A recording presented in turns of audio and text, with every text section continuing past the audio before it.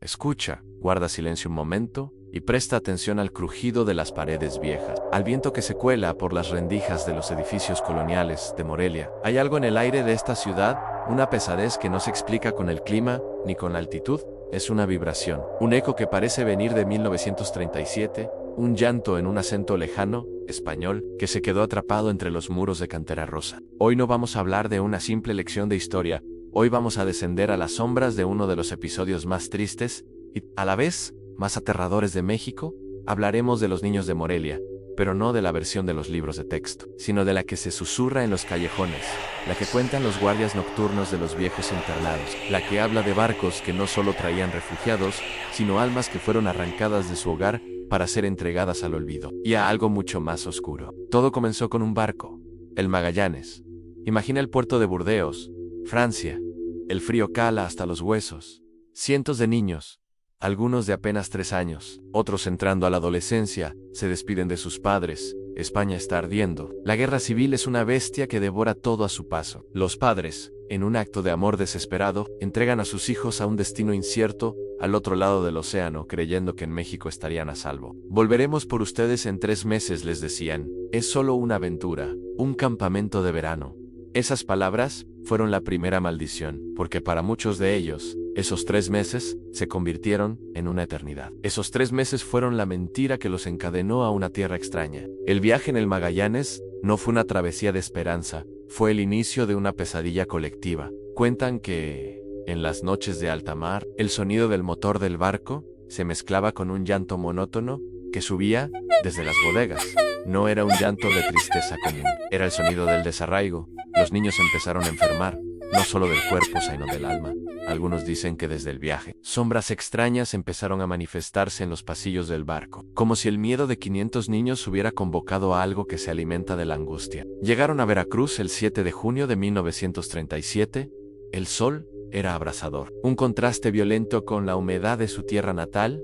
El presidente Lázaro Cárdenas los recibió con honores, con música, con flores, pero detrás de la pompa política, los ojos de los niños solo veían extraños, rostros desconocidos que les hablaban en un español que sonaba diferente, un español que les recordaba constantemente que ya no estaban en casa. Fueron trasladados a Morelia, al antiguo seminario de San Pablo, convertido apresuradamente en la escuela industrial entre España y México, y es aquí donde la historia se torna gris, y luego, negra. Morelia es una ciudad hermosa, pero su belleza tiene algo de gótico, algo de severo. Los altos techos de los internados, los pasillos largos y fríos, las sombras que proyectan las arcadas bajo la luz de la luna. Para los niños de Morelia, este lugar no fue un hogar, fue un purgatorio de piedra. Imagina por un segundo que eres uno de ellos. Tienes 8 años, no sabes dónde están tus padres, no sabes si tu casa en Madrid o en Barcelona sigue en pie.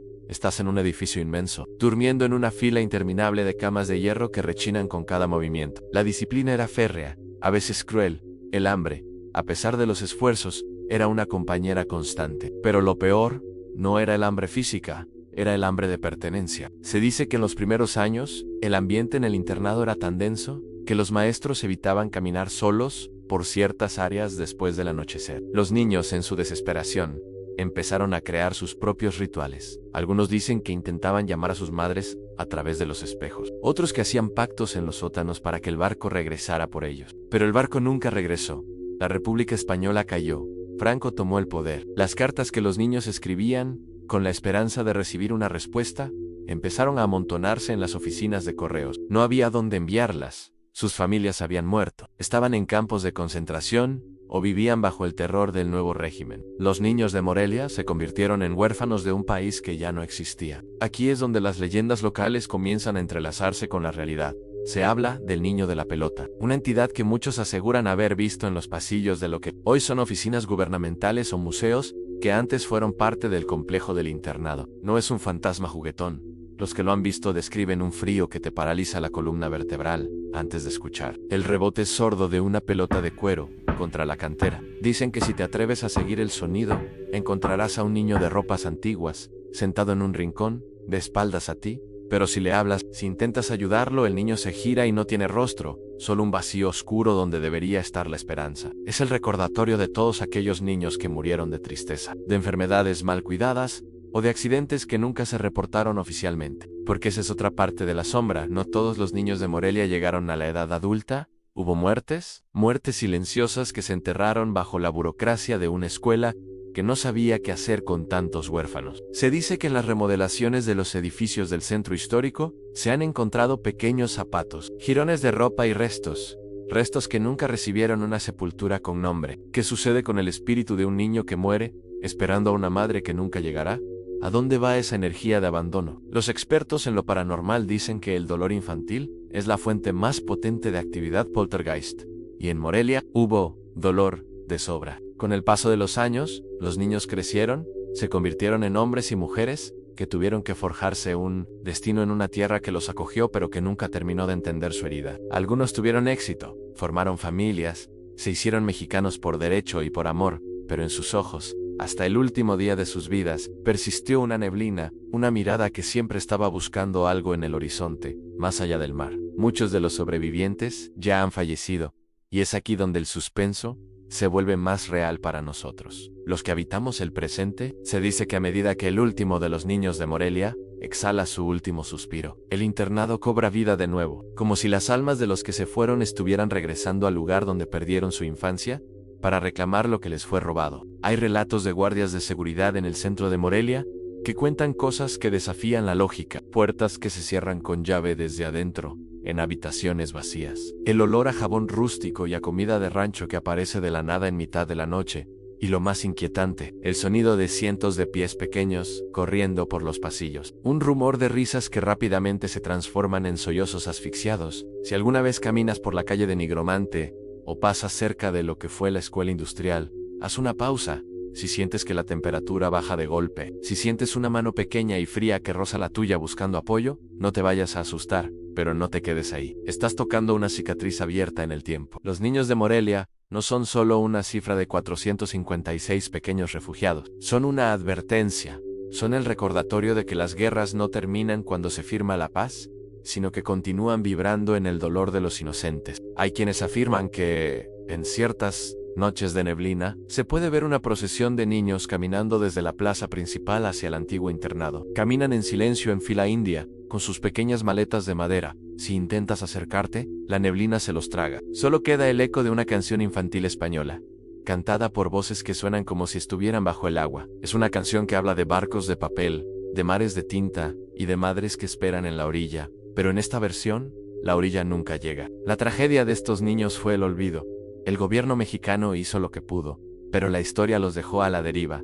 Muchos sufrieron abusos, muchos fueron explotados en trabajos pesados antes de tiempo. La protección que se les prometió fue, en muchos casos, una fachada para el abandono, y el abandono es una forma de muerte lenta. ¿Por qué sentimos miedo al pensar en ellos? Quizás porque su historia nos confronta con la posibilidad de perderlo todo en un instante. Hoy estás en tu cama, seguro, con tu familia. Mañana podrías estar en un barco hacia un continente desconocido, sin saber si volverás a escuchar tu nombre pronunciado con amor. Ese es el verdadero horror, no los fantasmas, no las sombras, sino la fragilidad de nuestra existencia. En Morelia, los fantasmas de los niños españoles no buscan asustarte, buscan que los veas, buscan que alguien valide que su dolor fue real, que su espera tuvo sentido, pero para el observador casual, esa necesidad de ser visto se manifiesta de formas aterradoras.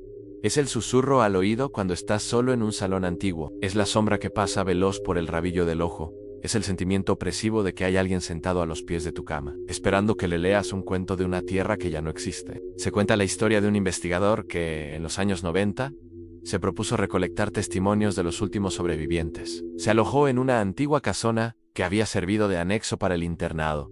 Durante 3 noches, no pudo dormir. Escuchaba a un niño llorar detrás de la pared de su habitación, un llanto inconsolable, desgarrador. Al 4.º día, harto y conmovido, decidió investigar qué había detrás de esa pared. Al retirar un pesado mueble y parte del papel tapiz viejo, encontró un pequeño hueco en la mampostería. Dentro, no había tesoros ni documentos secretos. Había una pequeña alpargata desgastada y una carta doblada 1000 veces. Casi deshecha por la humedad, la carta solo decía: «Madre, el frío de aquí no se quita con mantas. Ven por mí, que me estoy volviendo de piedra como esta ciudad. El investigador no volvió a escuchar el llanto, pero dicen que desde ese día, su propia mirada cambió. Esta se tornó gris, como la de los niños, se volvió una mirada de espera. Esa es la maldición de los niños de Morelia. No es una maldición de sangre o de odio, sino de melancolía. Una melancolía tan densa que se pega a las paredes, que se filtra en el agua, que se respira en el aire. Es el miedo a ser olvidado, elevado a la máxima potencia. A menudo en YouTube o en foros de internet,